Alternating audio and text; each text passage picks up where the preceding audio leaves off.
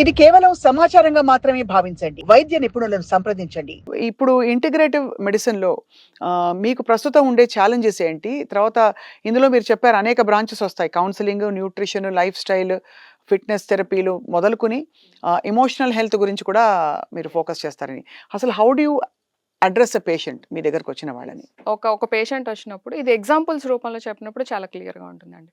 నేను చెప్పాను గదా! ఫర్ ఎగ్జాంపుల్ గట్ ఇష్యూస్ వచ్చినప్పుడు వాళ్ళకి డైటరీ ట్రిగ్గర్స్ కూడా ఉంటాయి గట్ ఇష్యూస్ ఉన్నప్పుడు. సో, మనం డైట్ కౌన్సెలింగ్ చేసి ఆ ట్రిగ్గర్స్ ఏంటో కనుక్కొని, ప్లస్ వాళ్ళకి ఇన్‌ఫ్లమేటరీ డిజార్డర్స్ ఉన్నప్పుడు యాంటీ ఇన్‌ఫ్లమేటరీ న్యూట్రిషన్ అడ్వైస్ చేసి, అప్పుడు అది ఫిజికల్ బాడీని మీరు అడ్రెస్ చేస్తున్నట్టు.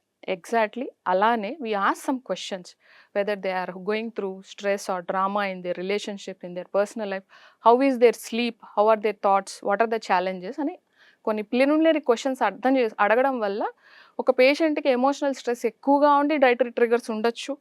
కొంతమంది పేషెంట్స్‌కి ఓన్లీ డైటరీ ట్రిగ్గర్స్ ఉండొచ్చు. సో, అలా ఒక పేషెంట్‌ని అప్రోచ్ అయినప్పుడు వాళ్ళకి ఏ డైమెన్షన్స్ మేజర్‌గా ఎఫెక్ట్ అయ్యాయి, ఎక్కడ స్ట్రెస్ కావాలి అని ఒక ట్రీట్మెంట్ ప్రోటోకాల్‌ని డిజైన్ చేసి తద్వారా ట్రీట్మెంట్ ఇవ్వడం జరుగుతూ ఉంటుంది. అక్కడ మనకి మల్టిపుల్ మొడాలిటీస్ అనేవి చాలా యూస్‌ఫుల్‌గా ఉంటాయి. సో, ఈ మల్టిపుల్ మొడాలిటీస్ మీరు ఎక్స్‌ప్లెయిన్ చేస్తున్నప్పుడు పేషెంట్స్‌కి వాళ్ళకి చాలా క్వెషన్స్ వస్తాయి కదా! ప్రాణిక్ హీలింగ్ అంటే వెంటనే అందరూ దాన్ని రిలేట్ కాలేరు. అప్పుడు ఏం చేస్తారు మీరు? I talk from the space of evidence. I show them articles. I explain them what is the protocol we are following, why we are doing that, why I am integrating that. I explain them so that they will take an informed decision. వాళ్ళ వైపు నుంచి when they are comfortable, they go with. They'll choose that. ఈ వివిధ systems of మెడిసిన్‌లో ఎక్కడ మీకు conflict of interest ఉండదా? ఉదాహరణకి నేను చిన్న ఎగ్జాంపుల్ ఇస్తాను.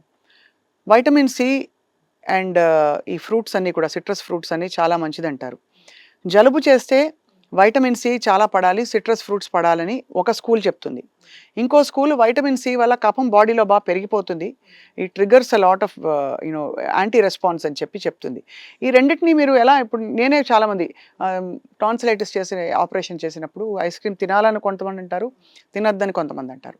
ఇలా మీరు how do you balance and figure out which is the real evidence based medicine అని? First of all we continuously study.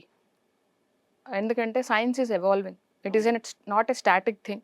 నేను ఎంబీబీఎస్లో ఉన్నప్పుడు చదువుకున్నవి ఇప్పుడు మారచ్చు.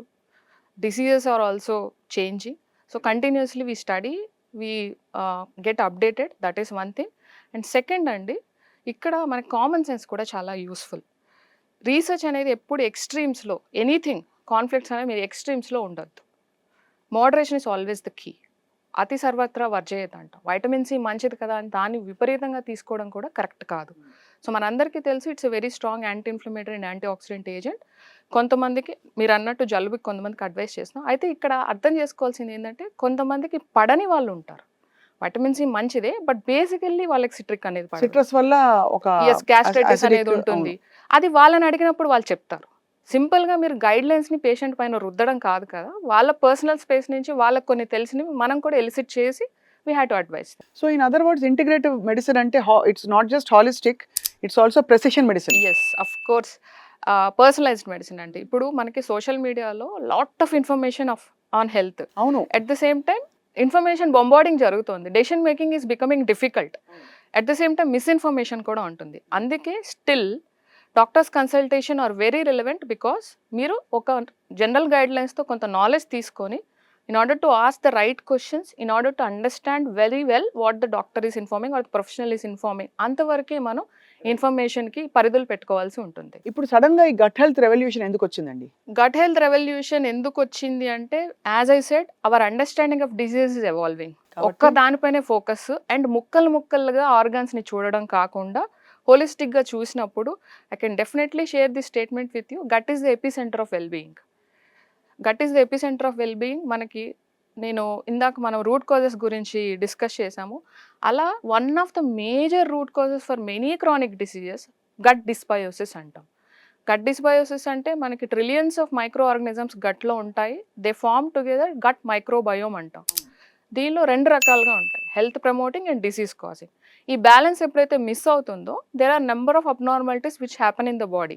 అండ్ గట్లో ఉన్న microorganisms they communicate with all the organs in the body.